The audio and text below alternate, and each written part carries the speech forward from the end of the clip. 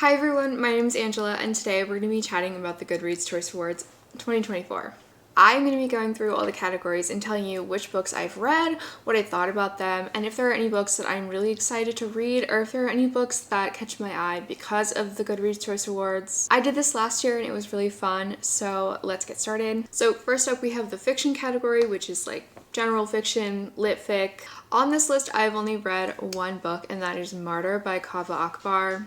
This book is the story of a man who is newly sober and he is the son of Iranian immigrants and he is becoming obsessed with the concept of martyrdom, and it leads him to Brooklyn where there's this woman who is an artist and she is terminally ill. And she's doing this kind of like performance art piece where she's in this museum living and people can come in and talk to her. And so we're just following his journey with this concept of martyrdom and art and faith and sobriety, but also queerness. I thought it was really good. I actually have a full review. I will link it down below, but I thought this book was incredible. This has a really high rating on Goodreads. It has a 4.23 stars, and I think that that's completely valid. I think that if you like literary fiction, you will probably enjoy this book and find something fascinating, interesting, compelling, emotional about it. I actually DNF'd Intermezzo by Sally Rooney. I was a little bit uncomfortable with kind of how autism is being handled, and I read some reviews and other people agreed, so I just decided that I wasn't really comfortable reading it. It kind of made me feel weird, so I decided to put it down, but I know that a lot of people have been really loving it. So if I had to predict a winner, I would say it's going to be Intermezzo or The Wedding People. The Wedding People is a book that I have seen everywhere on Instagram, especially. I feel like everyone who picks this book up is like giving it 5 stars, obsessed with it. And then I also feel like Blue Sisters by Coco Malores has a good chance of winning because Coco Malores is kind of like one of the it girls in the lit fic world right now, at least from what I see on social media. In terms of books that I'm interested in, I would say Blue Sisters, definitely Greta and Valden by Rebecca K. Riley. This is by an Indigenous author, and I have heard this described as like two queer siblings just like, I don't know, trying to get through life, and it's described as like for fans of Schitt's Creek, which sounds amazing. So if there's one on this list that I might try to check out before the end of the year, it would be that one. And then I am interested in Wandering Stars by Tommy Orange, but other than that, none of them are really on my radar, so let's move on to the next category. Next is historical fiction, which is, I would say historically, one of my favorite genres, one genre that I read a lot of, but I have not read a single book on this list, sadly, so I don't get to vote for anything. I'm very intrigued by James by Percival Everett. I read Huck Finn in college and I honestly kind of hated it, and I'm interested to see how he put his own spin on that story and the commentary that he made, and everyone has been raving about it, so I would love to pick that up next year. I'm also very interested in the new Silvia Moreno Garcia, which is called The Seventh Veil of Salome. The description says, a young woman wins the role of a lifetime in a film about a legendary heroine, but the real drama is behind the scenes in this sumptuous historical epic from the author of Mexican Gothic. Yeah, it is 1950s Hollywood. So that one sounds really amazing, and I do really like her other books. And then I am interested in The Lion Women of Tehran by Marjan Kamali. I actually own the stationery shop, so I would definitely prioritize that one. But if I really enjoy her writing and her storytelling, I would definitely pick that one up next year, or the year after, the year after. There's a lot of books. And then I've also been eyeing The Great Divide by Cristina Enriquez. That one I've seen at the library a lot and at the bookstore, and I've been like tempted to borrow it, but just haven't gotten around to it. And that one is actually about the construction of the Panama Canal, which I know nothing about, so I think that could be really interesting. The next category is the mystery thriller category, and a lot of the booktubers that I follow and that I love the most are people who read a lot of mystery books and really know the genre very well. A lot of people have predicted what was going to be in this category, so I'm excited to talk about it. Before I knew what any of these books were, I predicted that The God of the Woods by Liz Moore was going to win this category. It has an extremely high rating on Goodreads. So I feel like a lot of mystery books have low ratings, but this one has a 4.2 and it has 159,000 ratings, which is crazy. So I think that this one is going to win. I've actually read 2 books on this list and I did get to vote.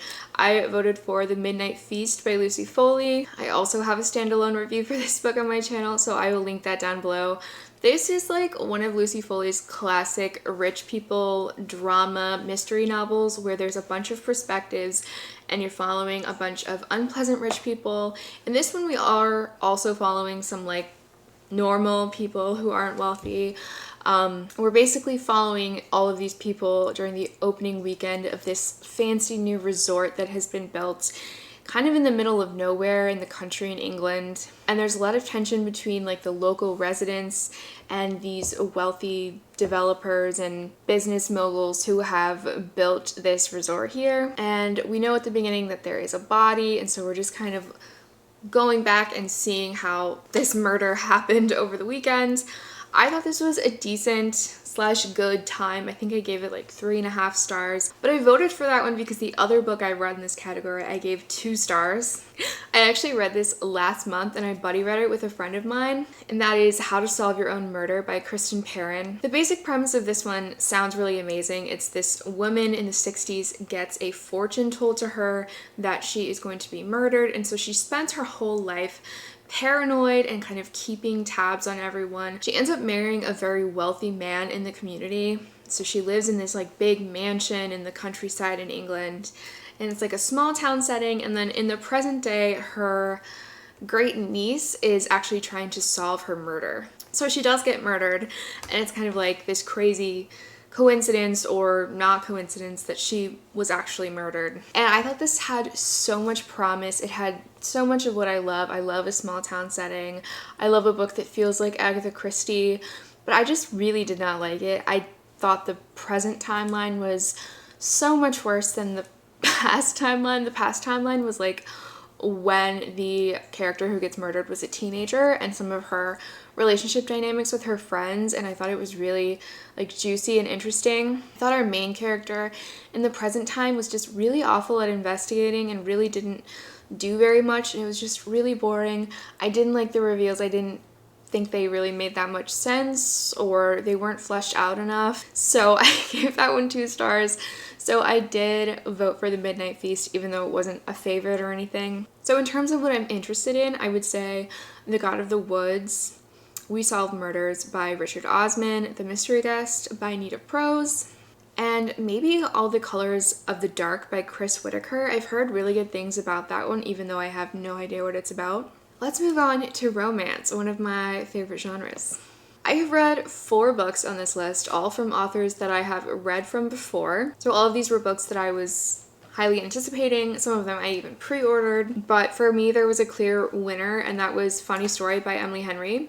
I'm sure you've heard this book pitched to you a million times, but it's basically like these 2 people get dumped and they move in together, and the people who dumped them are now dating, and so they're kind of like heartbroken while their exes are like happily in love, and they're roommates and they don't know what to do with their lives, and they also kind of start fake dating to make their exes jealous and think that they're really happy and fine and doing great. This takes place in Michigan, which is where I live, so that was really fun. And also our main character is a librarian, which was so cute and fun to follow. And I loved every second of this. I gave it 5 stars. It is I think my second favorite Emily Henry now after Beach Read. The other books that I read from this list are Bride, which I gave 4 stars, Not in Love, which is also by Ali Hazelwood, which I gave 3.75 stars, and Just for the Summer by Abby Jimenez, which I gave 4 stars. In terms of books that I'm interested in, I'm definitely interested in This Could Be Us by Kennedy Ryan, which is not the sequel to, but it's like a companion novel to Before I Let Go, following a different couple. And Before I Let Go is a second chance romance about a married couple who has gone through something really difficult and they got divorced, and this is them finding their way back to each other, and I gave it 5 stars. It's one of the best books I've read this year, and This Could Be Us is following one of the friends that our main character had in the first book, and I just haven't gotten around to this one. I've really been focusing on reading my physical TBR this year, which is why I didn't quite read as many new releases this year as I normally would, but that's definitely one where I'm like, I wish that I had read that. I mean, I still have a chance to read it, but I don't know that I will. I'm also interested in Daydream by Hannah Grace. I've heard so many horrible things about Icebreaker.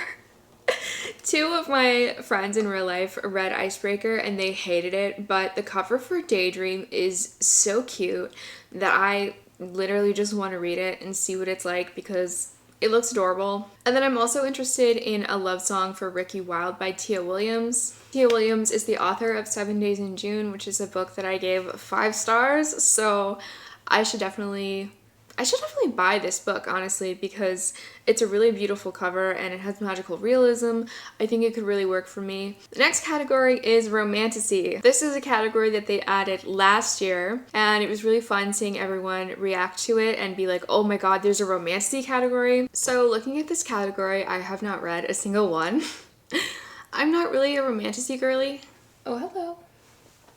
I'm not really a romantasy reader at this point. I feel like there are still so many fantasy books that I am desperate to read and I haven't gotten to, but perhaps over the next couple years I will start trying them out. I feel like we all know that Sarah J. Maas is gonna win. Like, I would be shocked if she didn't win. She is the biggest romantasy author, I think by far. Maybe Fourth Wing is the only book that could compete, but that book is not nominated this year. I'll let you know what books I'm interested in or vaguely interested in. So I would say Phantasma by Kaylee Smith. Somebody compared this to Asterion from Baldur's Gate 3, and they said that if you like Asterion, you should read this book, which immediately sold. If you know, you know. Definitely interested in When the Moon Hatched because I love dragons and this cover is gorgeous, although I have heard people say that this book is ridiculously long for what it is, so that scares me. A Dark and Drowning Tide by Alison Saft is literally the most beautiful cover I think I've ever seen in my life, so maybe I'll even buy this book, like read the first few pages to see if I vibe and buy it because literally so gorgeous. Very interested in Feybound by Sarah El Arifi. This is described as like Black Sapphic Fae, and that sounds amazing. I didn't know that The Spell Shop by Sarah Beth Durst was romantasy. I just thought it was cozy fantasy, so I kind of expected it on the fantasy list, but I'm definitely interested in that one. And I would say I'm vaguely interested in A Fate Inked in Blood. I haven't heard the best things, but I do like Norse mythology. So now we're gonna move on to fantasy, and this category makes me sad just because I have such FOMO that I haven't been reading new release fantasy this year. I have read a lot of really great fantasy books, but they've been backlist books that I own, which is great, which was my goal. So the only book I've read from this list is Emily Wilde's Map of the Otherlands by Heather Fawcett. This is the sequel to Emily Wilde's Encyclopedia of Fairies, which I believe I voted for last year and I gave 4.5 stars. I didn't like the sequel as much, but I still enjoyed it, so I gave it 3.5 stars. I just felt like it was way too similar to the first book. Emily Wilde is essentially a Fae scholar, and so she's kind of going out into the field, into communities, and asking them about these legends about the Fae, and she's trying to find actual Fae and, you know, record their behaviors and their movements. She basically has to work with this professor who may or may not be human, and they kind of have a bit of a romance going on. So yeah, the sequel was fine. I didn't love it. I'm not sure if I will read the third book, but I'm voting for this one because it's the only one I've read. Honestly, you could get me to read any of these books. Like, they all look interesting. I would say the ones I'm most looking forward to are A Sorceress Comes to Call by T. Kingfisher, An Academy for Liars by Alexis Henderson, The Warm Hands of Ghosts by Catherine Arden, The Lost Story by Meg Schaefer, The Bright Sword by Lev Grossman, The Tainted Cup by Robert Jackson Bennett, The Familiar by Leigh Bardugo, The Dead Cattail Assassins by P. Djeli Clark, The Foxwife by Yang-Shi Chu, mainly those. Next up we have the sci-fi category. I'm not a sci-fi girly. I'm thinking about maybe trying out some more sci-fi next year, but as of now I have not read any of these books. The two most popular ones I think are The Ministry of Time. I can't read the author's name on the picture. Colleen Bradley, I think. And Annie Bot by Sierra Greer. I feel like both of those have been really popular with like maybe readers who don't read a ton of sci-fi but will occasionally pick it up. I've also heard a lot about the Stardust Grail by Yumi Kitase, and I would be interested in checking out that book because I've heard good things. Next up is horror. There is one new release horror that I really enjoyed that I hoped would be on this list, but it is not. So I don't believe I haven't read anything off of the horror list. I feel like a lot of the people I watch on BookTube are big horror readers, so I recognize a lot of these titles from their videos and reviews. In terms of what I would actually read, I would say I'm a little bit interested in reading some Rachel Harrison. Her book this year is called So Thirsty, which is a vampire story. We Used to Live Here by Marcus Cleaver is like a haunted house story that's been getting really good reviews. Now, do I like haunted house stories? I don't know, but I like to be entertained and I like to be surprised. So that one is tentatively on my radar. And I think that's it. But I occasionally will pick up a horror. It just has to really appeal to me. None of these necessarily do off of first glance, except for the ones I mentioned, but my mind could change next year.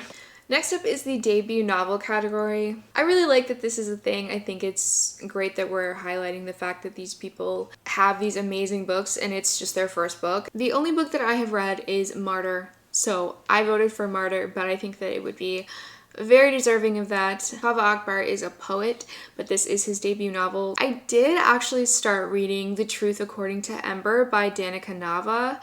This is, I think, the first ever traditionally published romance between two Indigenous characters. And I started reading it on a plane and I wasn't really vibing with it, so I'm not calling it a DNF. It was just kind of a not for now. So I might return to that one next year and see if my mind has changed at all. But I am happy to see that included here. Greta and Walden by Rebecca K. Riley is here, which makes me really want to listen to that book by the end of the year. I believe it's on Everend. And then there's a fantasy book on here called Masquerade that I have added to my want to read list, and I feel like the synopsis sounds amazing. It says it's set in a wonderfully reimagined 15th century West Africa. That's all I really need to know, so maybe I'll pick that one up next year. Okay, next up is something exciting. I believe this is a new category. It's called Reader's Favorite Audiobook.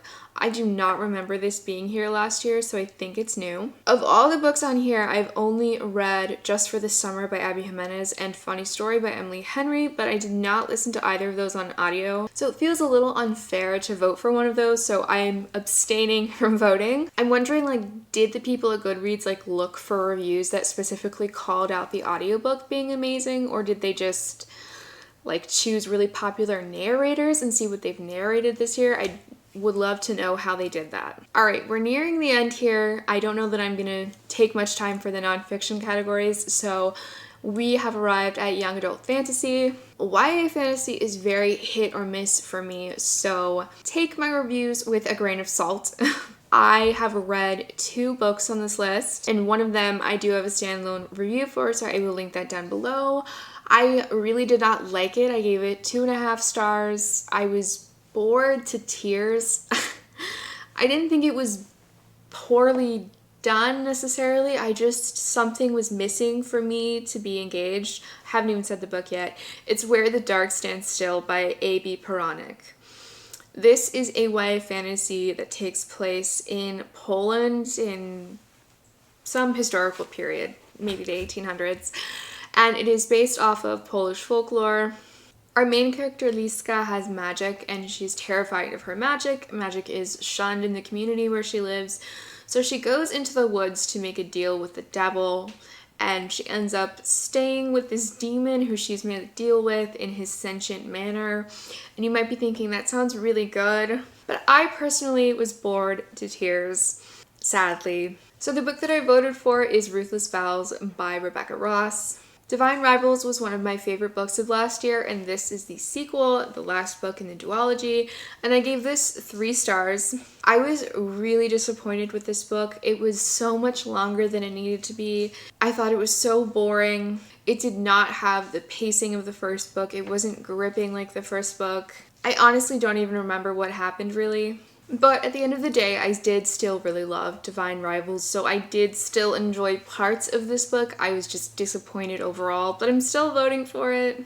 In terms of books I'm interested in, I would say Where the Library Hides by Isabel Ibanez, which is the sequel to What the River Knows. I really want to read Don't Let the Forest In by C.G. Drews. I follow this author on Instagram, just like I liked their Instagram account, and then one day they started posting about their new book coming out. So I've just been like following their journey, and the book sounds very interesting, so I'm excited to read that. And then I am interested in Immortal Dark. I've heard a lot about that book this year. Let's move on to YA fiction. I have not read any of these books, but there are actually quite a few that I'm interested in reading. Definitely The Reappearance of Rachel Price by Holly Jackson, Death at Morning House by Maureen Johnson, Gwen and Art Are Not in Love by Lex Croucher, and Where Sleeping Girls Lie by Farida BK Amide. If I had to guess who was going to win, I would probably say Heartstopper Volume 5, but we will see. Next up is the nonfiction category, and I have not read any of these, not currently interested in any of these, but my mind could be changed. I just haven't heard anything specifically about any of these that would make me want to pick them up. So we will move on to memoirs. I'm definitely interested in reading There's Always This Year by Hanif Abdurraqib. I've heard a lot of amazing things about that author and his essay collections. Even though I love Gilmore Girls, I don't know that I really want to read Kelly Bishop's new memoir, The Third Gilmore Girl, but good for her for writing it. I think that's the only one so far that I've really felt compelled to put on my want to read list. So let's move on to history and biography. I have not read any of these, but I am vaguely interested in Challenger by Adam Higginbotham, which is obviously about the Challenger explosion tragedy. I'm not super interested in space, but my husband is, so I've kind of absorbed a lot of very vague knowledge from him. Not that his knowledge is vague, but my comprehension is vague.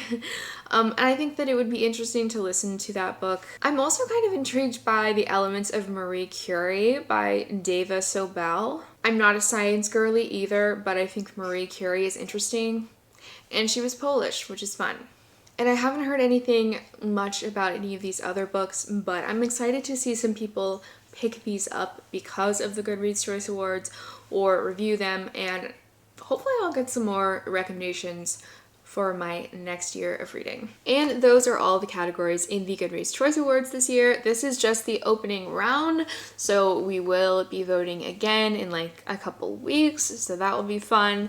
And I'm excited to see what wins. I'm excited to watch all of people's videos and hear lots of opinions and get new recommendations. Don't forget to subscribe if you want to see more bookish content from me, and I hope you have a lovely week.